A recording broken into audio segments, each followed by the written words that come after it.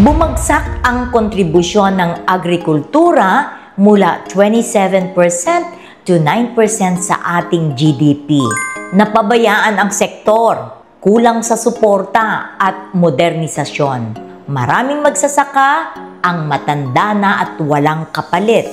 Habang tumataas ang urbanisasyon at pag-angkat ng pagkain, humihina ang lokal na produksyon.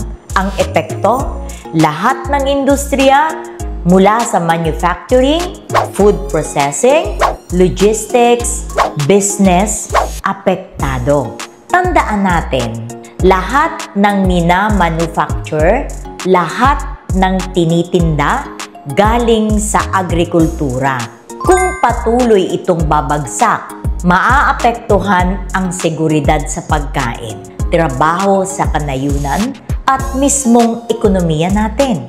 Kaya dapat ibalik ang suporta sa agrikultura dahil walang industriyang uunlad kung gutom ang bayan.